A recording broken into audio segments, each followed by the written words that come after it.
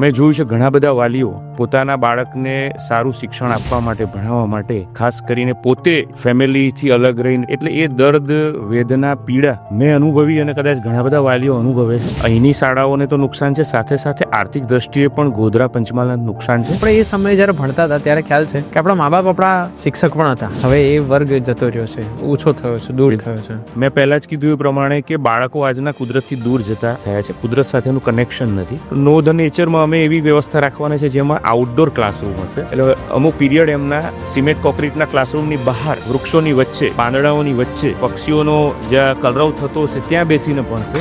બાળક 1 થી 12 ધોરણ એવી સ્કૂલમાં ભણે જ્યાં સ્પિરિચ્યુઅલ વેલ્યુઝ ના કેળવાઈ હોય. હવે 12મા ધોરણ પછી એને સ્પિરિચ્યુઅલ વેલ્યુઝની કઈ વાત કરવામાં આવે તો એ ત્યાં ડિસ્કનેક્ટ હોય. તમે કોઈ વસ્તુ ઘરે બનાવડાવે મમ્મી પાસે, પછી ખાઈ નહીં, વેસ્ટ કરે. આપણે એને સમજાવીએ કે બેટા નહીં બગાડવાનું, આમ છે તેમ છે, કેમ એવું કરે છે. હવે એને રોકવા માટે અને એની કિંમત સમજાય એના માટે અમે એક પ્રયોગ કરવાના છે અમારી શાળામાં. કદાચ યુનિક હશે કે બાળક જ્યારે રાઈસ ખાય છે, ભાત ખાય છે અથવા રોટલી ખાય છે, તો અત્યારના બધા સુખી સંબંધ પરિવારોમાંથી જે બાળકો આવતા હોય, ઇવન મારા બાળકની પણ વાત કરું તો એને કદાચ એ પ્રોસેસ ખબર ના આવે કે ભાત આવે ક્યાંથી. અને એવું હશે કોઈ ફેક્ટરીમાંથી આવી જતો હશે, જેમ પેન આવે છે, નોટ આવે છે, શર્ટ આવે છે. હવે એવી ઘટના સાંભળવા મળે છે કે શિક્ષકો બાળકોને નથી मारता, પણ બાળકો शिक्षकों मारीने जाए છે. पंचमहल के एक हाई स्कूल में परीक्षा के दौरान छात्र और महिला शिक्षिका के बीच विवाद शुरू हुआ. शिक्षिका के सवाल पर गुस्से में आए छात्र ने थप्पड़ जड़ दिया.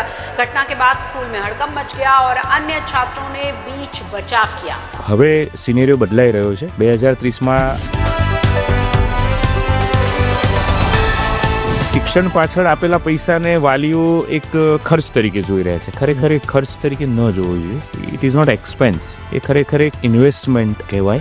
તમે તમારા બાળકને સારું શિક્ષણ મળે, સારું જ્ઞાન મળે, સારા સંસ્કારો મળે, એના માટે એ પૈસા આપી રહ્યા છો, જેથી તમને પરત મળવાનું છે. સારું ભણી જશે, સારી લાઈન પકડી લેશે, એ કેરિયરમાં સેટ થશે તો તમને રિટર્ન મળવાનું છે. એટલે બેન્જામિન ફ્રેન્કલિને એવું કીધેલું છે